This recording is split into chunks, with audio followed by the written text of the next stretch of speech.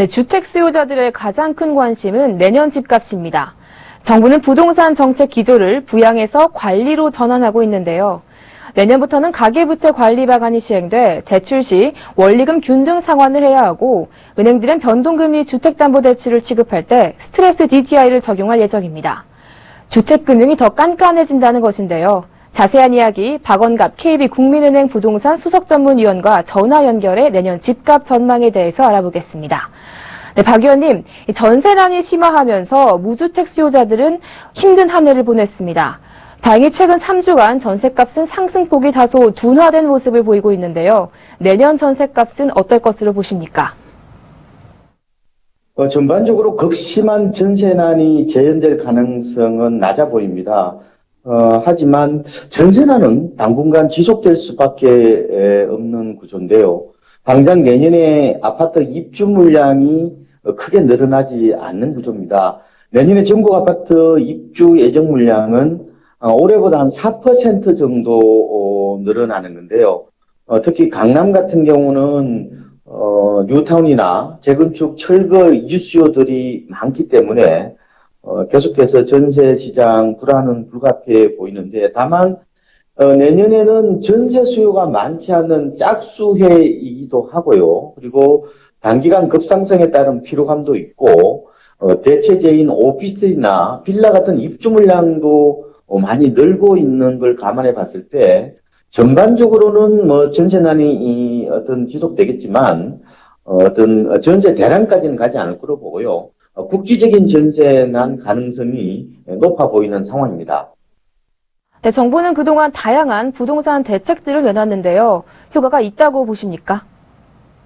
지금 전반적으로 정부가 전월세 시장을 안정시키기 위해서 각종 대안들이 나왔습니다. 전세로만 쏠리는 세입자들을 매매 시장으로 이동시키기 위해서 각종 세금이나 금융 지원들이 이루어졌고 실제로 그렇게 돼서 세입자들이 매매 시장으로 많이 이동을 하면서 거래량이 크게 는 것은 사실이고요.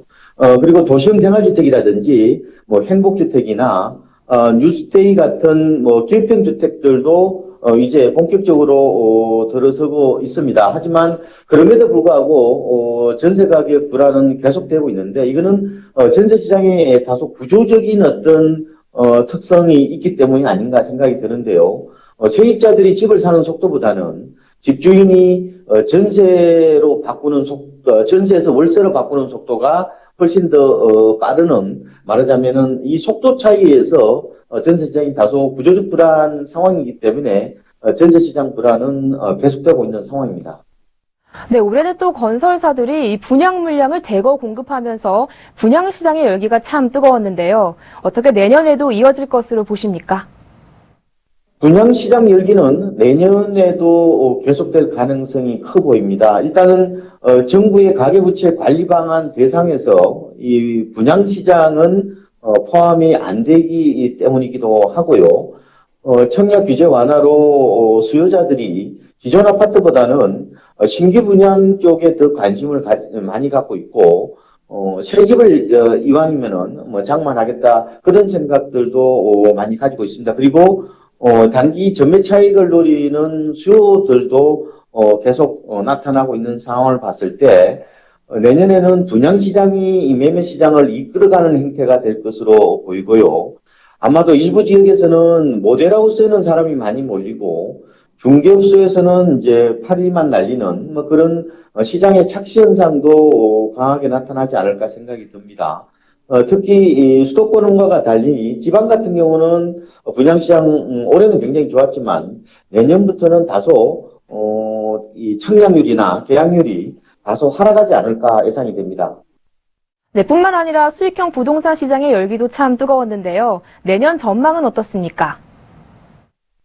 수익형 부동산 같은 경우 이제 대표성을 띠고 있는 게 상가 같은 경우죠. 근데 상가는 베이비 부모의 은퇴 이로 인해서 안정적인 임대 소유익에 대한 기대가 늘어납니다. 이런 점을 감안해 봤을 때 내년에도 전반적으로는 활기를 띨 것으로 예상이 됩니다. 다만 이 공급이 이제 국지적으로 좀 과잉이라는 점, 그리고 가격 급상승에 따른 이런 이런 임대 수익의 어떤 하락, 뭐 이런 부분들은 복병으로 볼 수가 있을 것 같고요.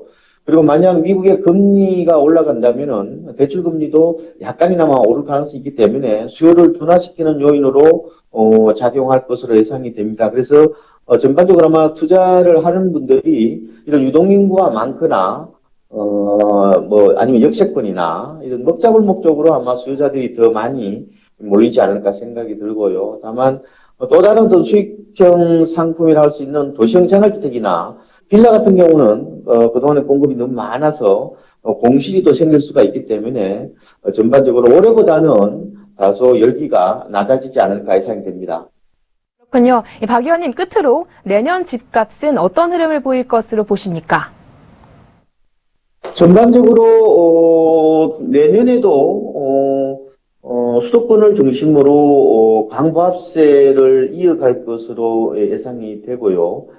전세난으로 세입자들이 매매 시장에 아무래도 관심을 많이 갖고 있고 그런데 가격 상승률이나 거래량 증가율은 올해보다는 다소 떨어지지 않을까 생각이 듭니다.